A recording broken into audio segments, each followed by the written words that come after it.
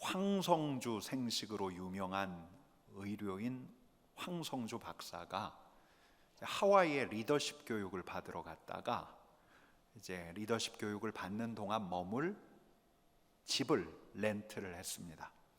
근데 어느 날 자고 일어났더니 이 침대 시트에 6개의 핏자국이 있더랍니다. 그리고 자기에게 벌레 물린 자국이 있고요. 그러려니 하고 넘어갔는데 2달이 지나니까 아주 극심한 가려움증에 시달려야 했습니다. 왜 그랬을까요? 이 침대에 빈대가 있었던 겁니다. 이 침대가 빈대의 집단 서식처였던 거죠. 근데 그가 그때 이런 감사를 훈련하고 있었습니다. 감사했는데요, 감사의 제목을 쭉 적었는데 이렇게 적었습니다. 첫째, 그동안 평생 빈대에 물리지 않고 산 게 감사. 둘째, 물리지 않는 날도 있으니 감사. 셋째, 집에 다녀갔던 손님은 물리지 않고 내가 물리니 감사. 넷째, 아내가 나보다 덜 물린 것에 감사. 다섯째, 그래도 하와이 떠날 날이 있으니 감사. 이렇게 시작된 10가지 감사가 있는데 오늘은 여기까지만 말씀드리겠습니다. 이 감사하는 힘, 감사력이라고 그분은 불렀는데, 이 감사력이 있는 사람은 감사할 수 없는 상황에서도 생각을 바꾼다고 합니다. 이분의 표현이 상황의 재구성이라고 합니다. 상황을 재구성한대요. 그러니까 똑같은 상황이지만 달리 해석한다고 합니다. 그러니까 불평보다는 감사의 제목을 찾아가는 거죠. 실패를 교만의 해독제로, 고난을 연단으로, 결핍을 혁신의 계기로 해석을 하는 겁니다. 신앙인으로서 주어진 상황, 이 주어진 상황이 하나님께서 허락하신 상황이라는 거죠. 생각을 바꾸는 겁니다. 그래서 마음도 다스리고 몸도 다스리고 더 열심도 내고. 여러분, 근데 이게 황성주 박사의 독창적인 이야기입니까?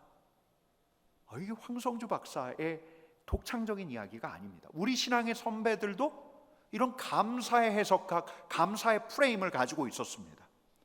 하나님의 선한 인도하심을 믿기에, 하나님의 큰 그림을 믿기에 낙심이 되고 무기력해지는 상황 속에서도 하나님의 선을 바라보는 겁니다. 여러분, 우리가 너무너무 좋아하는 말씀, 얼마 전에도 읽었던 말씀인데 한 번 더 읽읍시다. 로마서 8장 28절 말씀 같이 읽겠습니다. 우리가 알거니와 하나님을 사랑하는 자, 곧 그의 뜻대로 부르심을 입은 자들에게는 모든 것이 합력하여 선을 이루느니라. 아멘. 여러분, 이와 쌍벽을 이루는 아주 기가 막힌 말씀이 저는 에베소서 1장 11절 말씀이라고 보는데요, 같이 읽어보겠습니다. 모든 일을 그의 뜻의 결정대로 일하시는 이의 계획을 따라. 모든 일이 우리 하나님의 계획에 따라 이루어진다고. 우리 하나님의 계획이 있다고. 그러기에 우리 하나님을 믿는 우리는, 그분의 상속자들은 모든 일 안에서 하나님의 선한 섭리를 발견하고 모든 일 합력하여 선을 이루어 가시는 우리 하나님을 기대하게 된다는 거죠. 달리 해석할 수 있다는 겁니다. 야, 맞아. 지금이 하나님께서 내 교만을 꺾으라고 허락하신 시절이구나. 맞아. 하나님께서 지금 나를 단련시키고 계시지. 하나님께서 내게도 새로운 가능성을 찾으라고 하시네. 감사할 수 있지. 여러분, 다음 주가 무슨 날입니까?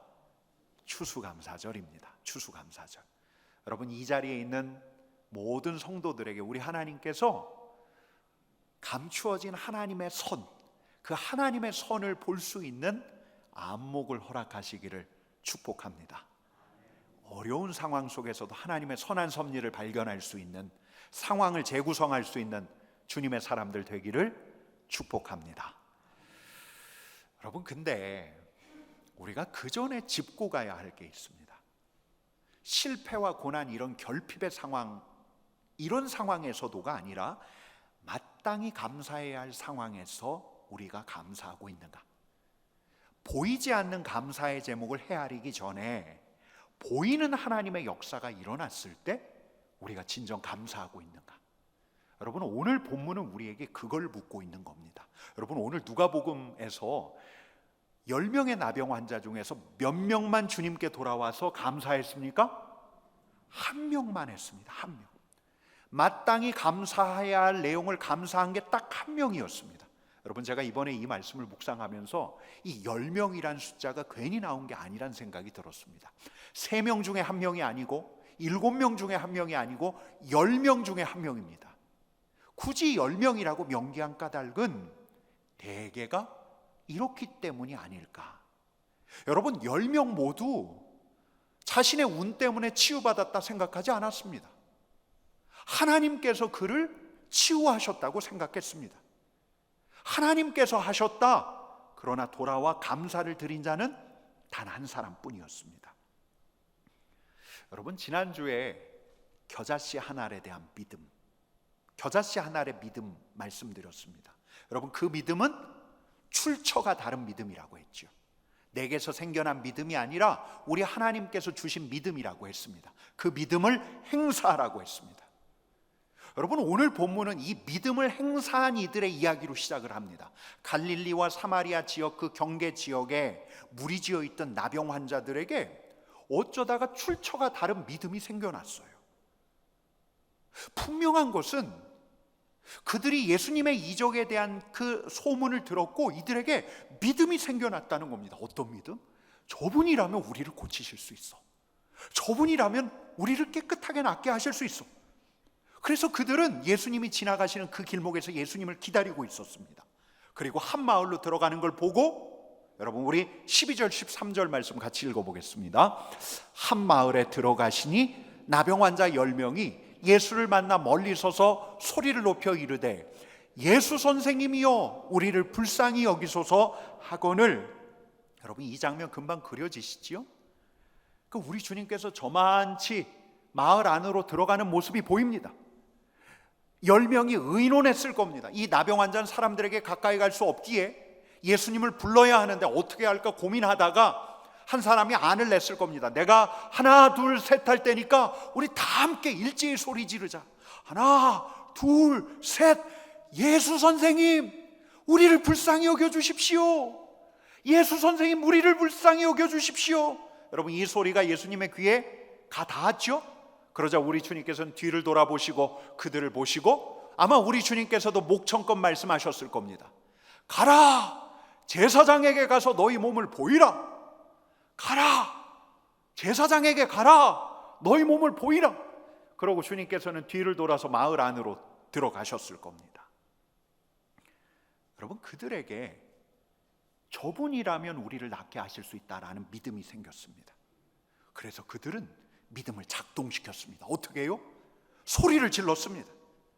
우리 주님께서 가라라고 하시니 순종해서 갔습니다. 그들은 믿음을 행사했습니다.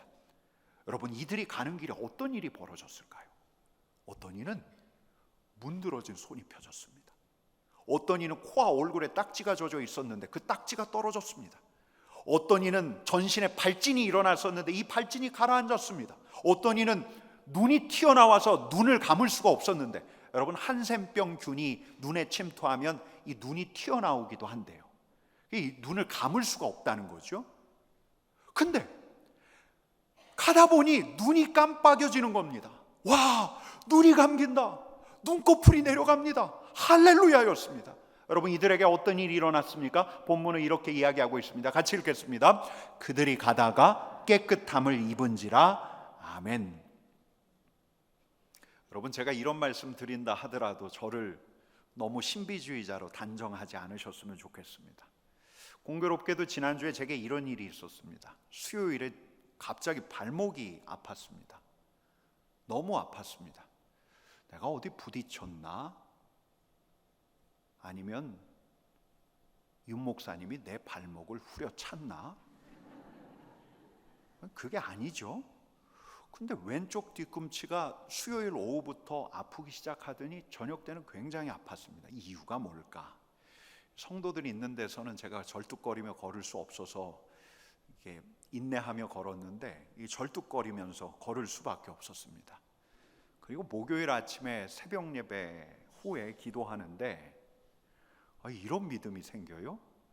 제가 안 아플 것 같은 믿음. 안 아플 것 같아요.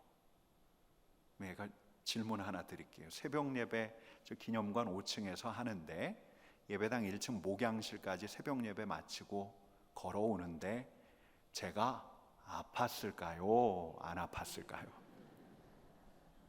엄청 아팠어요. 너무 아픈 거예요. 한 목사님이 제게 물었습니다. 목사님, 다리가 왜 그러세요? 여러분, 근데도 제게 어떤 믿음이 있었습니다. 그날 오전은 통증을 참고 지내다가 오후에 한 두어 시간 책상에 앉아 있었는데 다시 일어서는데 하나도 안 아픈 거예요. 통증이 완전히 사라진 거예요. 그래서 잘 모르겠어요. 왜 이런 일이 일어났는지. 제 걸음걸이 때문에 제 발목에 통증이 생긴 건지. 근데 두어 시간 동안 어떤 특정한 자세로 앉아 있다 보니까 알게 모르게 발목에 힘이 가해져서 이 통증이 사라진 게 아닐까라는 되도 안 되는 합리적인 설명을 해보기도 하지만, 여러분, 저는 오늘 이 통증과 회복 사이에 왜 안 아플 거라는 믿음이 생겼는지, 그리고 왜 그 믿음대로 통증이 사라졌는지, 여러분, 누가 보면 매우 비합리적인 방식인데 저는 매우 비합리적인 방식으로 이 상황을 재구성할 수밖에 없는 거예요. 지난주에 겨자씨 한 알에 대한 믿음을 나눴고 이번 주 내내 이 말씀, 오늘 본문을 담고 지냈는데, 그러니 저는 매우 비합리적인 설명이라고는 하지만 저에게 일어난 이 일이 믿음의 역사가 아닌가, 그런 생각을 해보는 거예요. 여러분은 어떻게 생각하십니까? 여러분, 이 일이 있고 난 다음에 이 나병 환자들 사이에서 탄성이 터졌어요. 나병 환자 10사람이 서로를 얼싸안으면서 소리 질렀을 거예요. 야, 너 눈 깜빡인다. 야, 너 목덜미에 발진이 가라앉았다. 야, 너 손가락이 펴진다. 여러분, 마을 바깥에 있는 제사장, 마을 바깥에서 제사장들까지 가는 그들에게서 환호성이 터졌을 거예요. 그들 중에 어떤 이들은 옷까지 벗어제쳤겠죠. 왜냐하면 이 보이지 않는 등과 목덜미에 있는 이 환부, 이거 깨끗해졌는지 서로에게 확인해 달라고 서로 옷을 벗고서 보여주었을 거예요. 경이로운 일이 일어났습니다. 이들의 눈시울이 젖었습니다. 아마 이들 중에서 우는 이도 있었을 겁니다. 나았다, 내가 나았다. 여러분, 나병 환자가 되어서 직장에서 쫓겨났습니다. 가족들에게도 외면을 당했습니다. 이게 몇 달, 몇 년이 지났는데 울지 않을 수가 없는 거죠. 감격에 사로잡히지 않을 수가 없는 거죠. 그래서 그들은 발걸음이 더 빨라지는 겁니다. 빨리 제사장에게 가야지. 빨리 제사장에게 가서 일상회복의 처분을 받고서 다시 가족들에게로 돌아가야지. 여러분, 정말 이들에게 아직도 해야 할 일이 너무 많았습니다. 이스라엘 백성들에게는 어떤 정결 규례가 있었냐면, 여러분, 레위기 14장 3절 4절 말씀 같이 읽어보겠습니다. 같이 읽겠습니다.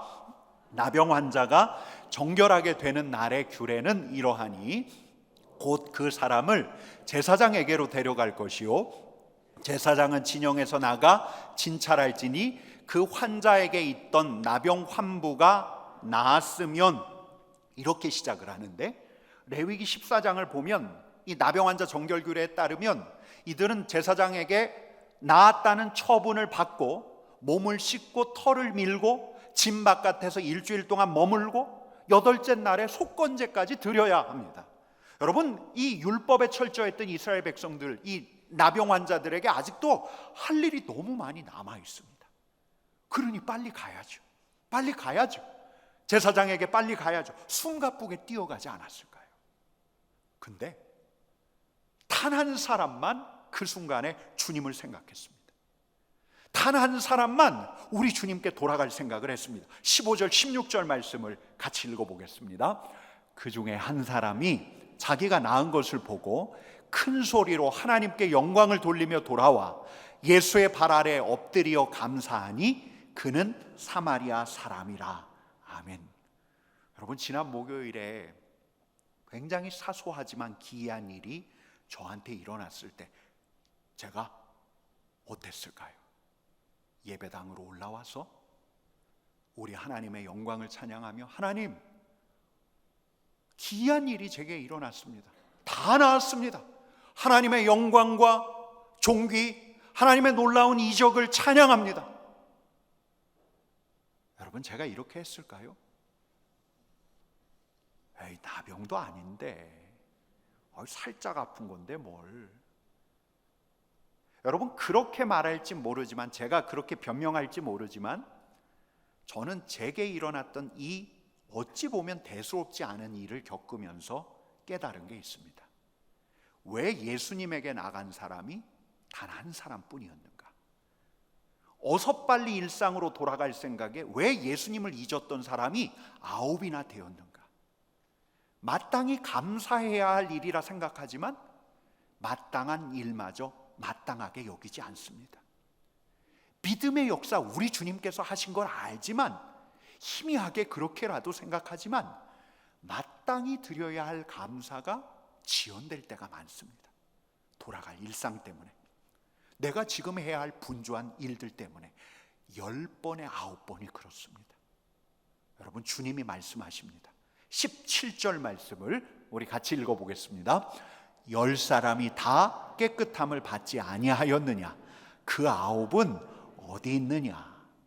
여러분, 우리는 그러면 이걸 물어야 합니다. 왜 그만 예수님에게 돌아갔을까? 정결규정 완치 판정받고 그 이후에 하나님께 영광 돌릴 수도 있을 법도 한데, 왜 그는 다른 사람들하고 다르게 다른 쪽으로 뛰어 예수님에게 돌아가 엎드려 주님께 감사했을까?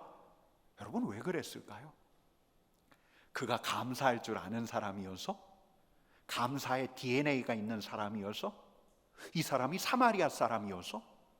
유대 사람들은 유대 제사장에게 뛰어가는데 그가 그 자리에 낄 수가 없어서? 성경은 안 알려줍니다. 상세하게 알려주지 않습니다. 이런 믿음의 반응 또한 신비입니다. 근데 분명한 건 뭐냐면, 이 사람은 예수님에게로 돌아가야 한다고 생각한 겁니다. 하나님께서 예수라는 선생님을 통해서 내게 일하셨으니 그분께 감사를 드려야 한다고 생각한 겁니다. 그가 그분 앞에 가서 엎드려 무릎을 꿇었습니다. 근데 우리 주님께서 그에게 이런 말씀을 하십니다. 여러분, 우리 18절 말씀 같이 읽습니다. 이 이방인 외에는 하나님께 영광을 돌리러 돌아온 자가 없느냐? 여러분, 한 번만 더 읽어보겠습니다. 한 번 더 읽겠습니다. 이 이방인 외에는 하나님께 영광을 돌리러 돌아온 자가 없느냐? 여러분, 이 말씀 좀 이상하지 않습니까? 이 말씀은 달리 생각하면 이런 겁니다. 이 이방인만 하나님께 영광을 돌리러 왔다. 이 이방인만 하나님께 와서 영광을 돌리고 있다. 그가 지금 엎드려 경배하는 그분이 단지 치유자가 아니라는 말입니다. 그가 엎드려 예배하는 그분이 영광을 받기에 합당하신 하나님이라는 겁니다. 하나님을 예배하고 있다는 말입니다. 여러분, 한번 상상을 해보십시오. 그에게 어떤 일이 일어났을까요? 그에게 어떤 일이 있었을까요? 이 순간이 그에게 어떻게 다가왔을까요? 감사하기 위해서 치유자 되신 예수님 앞에 엎드렸는데 지금 예수님께서 이렇게 말씀하시는 겁니다. 이 이방인만 하나님께 와서 영광을 돌리고 있다. 이 이방인만 하나님께 영광을 돌리고 있다. 여러분, 이 말씀을 귀담아 들었다면 그가 전율하지 않았을까요? 그 앞에 서 계신 분이 당신을 누구라고 지칭하고 있는 겁니까? 하나님이라고 지칭하고 있는 겁니다. 단지 치유 은사를 가진 선지자가 아닙니다. 위로부터 온 선지자가 아닙니다. 마땅히 영광을 받아야 할 분께서 그의 앞에 서 계신 겁니다. 그는 하나님 앞에 서 있는 겁니다. 성부 하나님의 독생자 예수 그리스도 앞에 서 있는 겁니다. 여러분, 제가 나병 환자였다면, 그 대목이 성경을 침묵하니까 제가 나병 환자였다면 고개를 들고 보았을 겁니다. 왜요? 그분의 얼굴을 다시 봐야겠어요. 치유하신 분의 얼굴을 다시 봐야겠어요. 여러분, 고린도후서 4장 7절 말씀을 우리 한 목소리로 같이 읽겠습니다. 하나님께서 예수 그리스도의 얼굴에 있는 하나님의 영광을 아는 빛을 우리 마음에 비추셨느니라. 아멘. 여러분, 그가 본 게 무엇일까? 이 나병 환자가 본 것이 무엇일까? 여러분, 우리 고린도후서 4장 7절 말씀 다시 한번 읽어보겠습니다. 하나님께서 예수 그리스도의 얼굴에 있는 하나님의 영광을 아는 빛을 우리 마음에 비추셨느니라. 아멘. 예수 그리스도의 얼굴에 무엇이 있습니까? 하나님의 영광이 있습니다. 예수 그리스도의 얼굴에 하나님의 영광이 있습니다. 우리 하나님께서 그에게도 하나님의 영광을 아는 빛을 비추셨을 겁니다. 예수 그리스도를 통해서 하나님의 영광을 보았을 겁니다. 우리 하나님이시다, 하나님이시다, 이분이 하나님의 아들이시다. 그의 심장박동이 더 빨라졌겠죠. 그는 경이로운 뿐만 아니라 그 앞에서 경외감에 사로잡혔을 겁니다. 영광과 존귀를 받기에 합당하신 그분께서 자신 앞에 서 있는 겁니다. 여러분, 그랬기에 우리 주님께서 이 말씀을 주신 겁니다. 19절 말씀을 같이 읽겠습니다. 그에게 이르시되 일어나 가라, 내 믿음이 너를 구원하였느니라 하시더라. 아멘. 여러분, 오늘은 믿음의 두 층위를 생각하는 겁니다. 첫 번째는 지난주에 말씀드린 역사하는 믿음입니다. 역사하는 믿음, 출처가 다른 믿음이 생기니까 믿음을 행사합니다. 그 안에서 놀라운 하나님의 역사가 일어납니다. 이 역사를 10명의 나병 환자 모두가 경험했습니다. 더 중요한 게 있습니다. 두 번째는 감사하는 믿음입니다.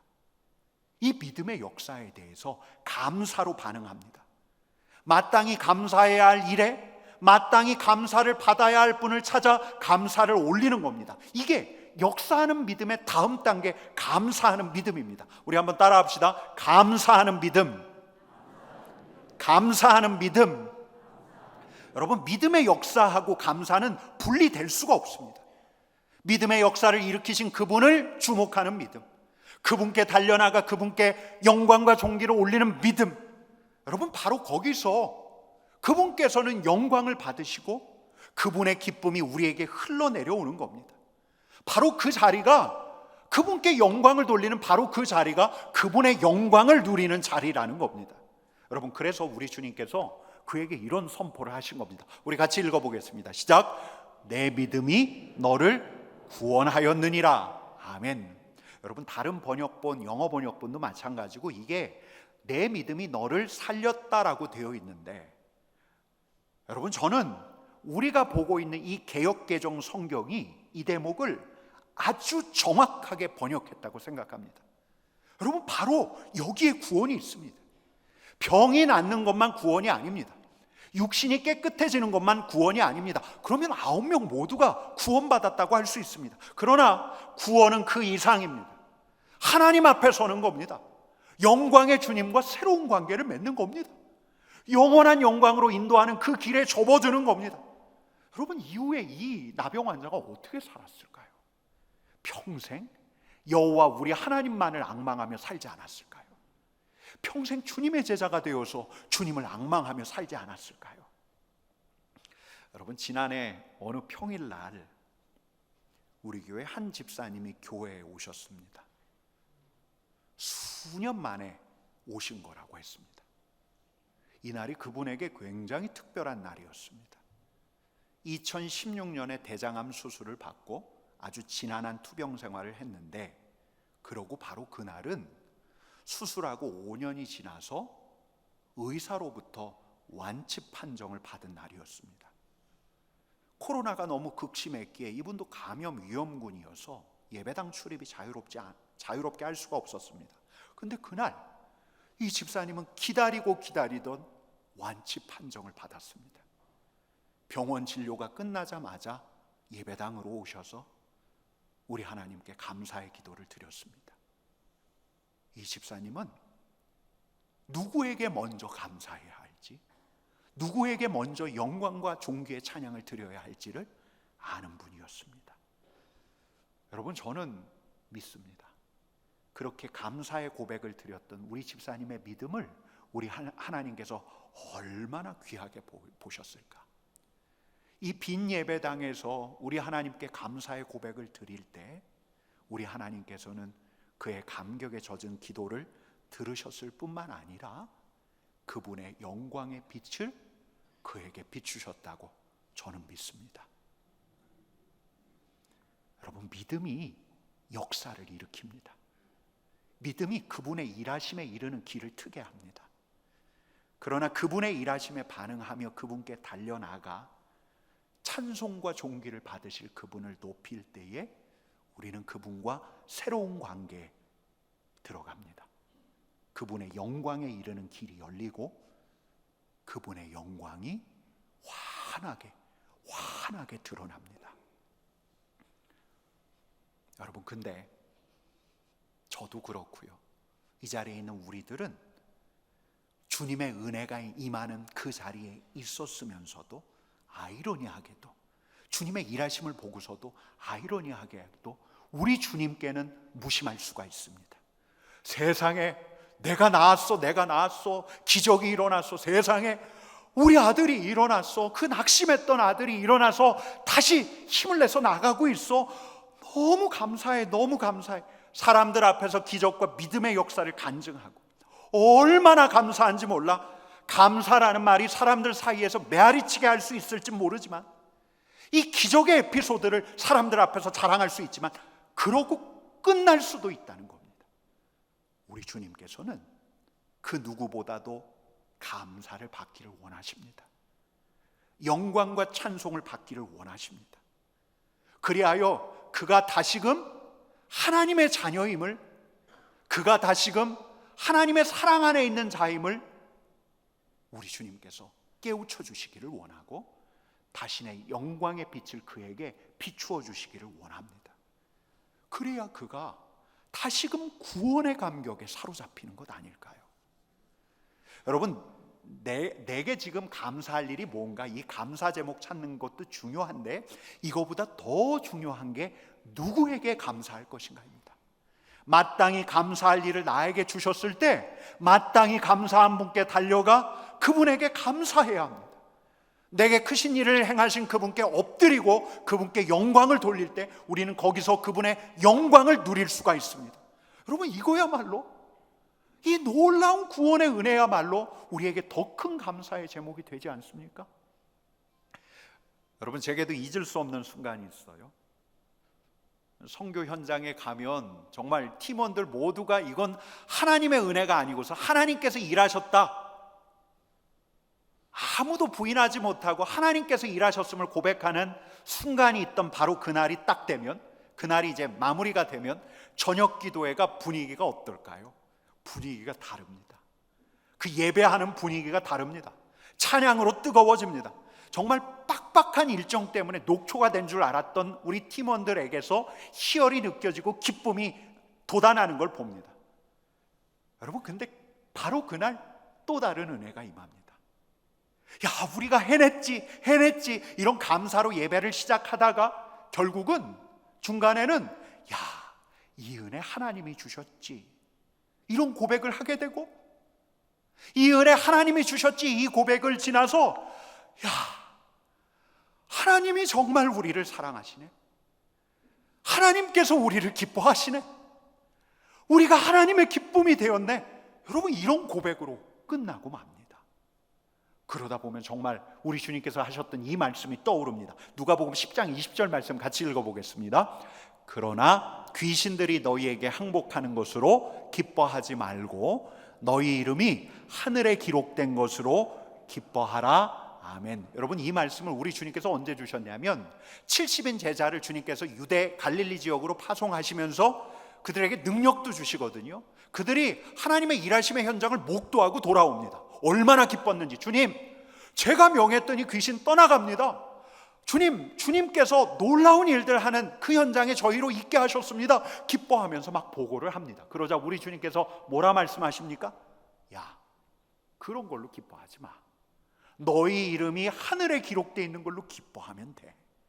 하나님께서 너희를 용납하셨다는 그 사실에 감사하면 돼. 기적? 아무것도 아니야. 하나님의 은혜, 하나님께서 너희를 자녀로 삼으셨다는, 구원이 너희에게 임했다는 바로 거기에 감사하면 돼. 여러분, 우리가 그분께 감사함으로, 기쁨으로 나아갈 때 바로 그 예배하는 자리에서 우리가 정말 마땅히 감사할 수밖에 없는 더 크고 놀라운 일에 감사하게 되는 겁니다. 우리에게 일어난 일보다도 더 놀라운 일, 우리 하나님께서 예수 그리스도를 통해서, 그분의 십자가를 통해서 우리를 완전히 받으셨다는 이 놀라운 일, 놀라운 사실, 우리를 자녀 삼으셨다는 사실, 우리를 사랑하신다는 사실, 우리를 위해 예비한 처소가 있다는 사실, 지금도 우리를 살피며 당신의 자녀를 아름답게 인도해 가고 있다는 그 사실에 감사하게 되는 것이요. 그러면서 그분의 영광에 사로잡히는 겁니다. 여러분, 이 자리에 구원의 감격을 잃어버린 이가 있으십니까? 그럼 감사로, 마땅히 감사한 일을 가지고 우리 하나님께 나아가십시오. 그분을 앙망하며 그분께 감사의 찬양을 부르십시오.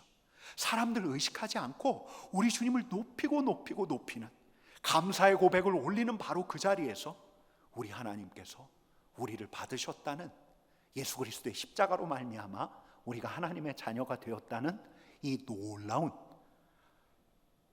말할 수 없는 놀라운 사실에, 그 은혜에 감격하게 될 것입니다. 여러분, 우리 오른쪽에 현수막이 붙었습니다. 창립 70주년 밑에 있는 글씨 한번 같이 읽어보겠습니다. 같이 읽겠습니다. 여호와께 감사하라. 여호와께 감사하라. 여러분, 이번 한 주, 다음 주가 추수감사절입니다. 이번 한 주가 여호와를 앙망하며 여호와께 감사하는 한 주가 되기를 축복합니다. 여러분, 특별히 이번 주부터 우리 교회 70년의 역사를 회고하면서 우리 하나님께 영광과 찬송을 올려드리기를 원합니다. 오직 우리 하나님을 바라보며, 우리 하나님께서 우리를 낫게 하셨네, 우리 하나님께서 우리를 구원하셨네, 우리 하나님께서 우리를 부르시고 당신의 일꾼 삼으셨네, 우리 하나님께서 이 삼덕교회로 새로운 사명을 주고 계시네. 여러분, 우리 교회가 이제는 우리 하나님께 마땅한 감사를 드려야 될 때입니다. 그래서 이번 주 금요일 날에는 70주년 감사 음악 예배를 드리려고 합니다. 돌아오는 추수감사절에는 온 가족 예배로 우리 하나님께 영광을 돌리려는 겁니다. 마땅한 영광을 받으실 그분께 마땅한 감사를 올리려는 겁니다. 여러분, 근데 이참에 내 자신의, 우리 자신의 마땅한 감사도 우리 하나님께 드리셨으면 좋겠습니다. 올 한 해 내게 베풀어 주신 은혜가 참 큰데, 이거 하나님께서 하신 사건이 정말 분명한데 10번 중에 9번은 나만 슬쩍 기뻐했고 10번 중에 9번은 우리 가족들하고만 환호하는 자리를 가졌을런지도 모릅니다. 마땅한 감사를 우리 하나님께 올려드립시다. 적어보셔도 될 것 같아요. 책상에 앉아서 올 한 해 우리 하나님께서 우리에게 베풀어 주신 특별한 은혜가 무엇인지, 그 감사의 제목들을 모아서 다음 주 우리 주님 앞에 나와 오직 주님만을 바라보며, 주님 감사합니다, 주님의 은혜입니다 라고 고백할 수 있는 우리 삼덕의 가족들 되기를 간절히 축원합니다. 여호와를 앙망하고 오직 그분을 감사하는 그 자리가 우리 주님의 임재가 있는 자리가 될 것이고, 우리 주님 기뻐하시는 미소를 볼 수 있는 자리가 될 것이고, 뿐만 아니라 구원의 감격과 기쁨이 살아나는 자리가 될 겁니다. 뿐만 아니라 우리 교회가 구원의 방주로 부르심을 받았다는 우리 하나님의 사명을 다시금 새기는 자리가 될 것입니다. 감사를 준비하는 한 주 되시기를 바랍니다. 우리 옆에 계시는 분들에게 이렇게 일러드립시다. 감사를 준비합시다 라고 인사드립니다. 감사를 준비합시다. 네, 우리 같이 기도하겠습니다.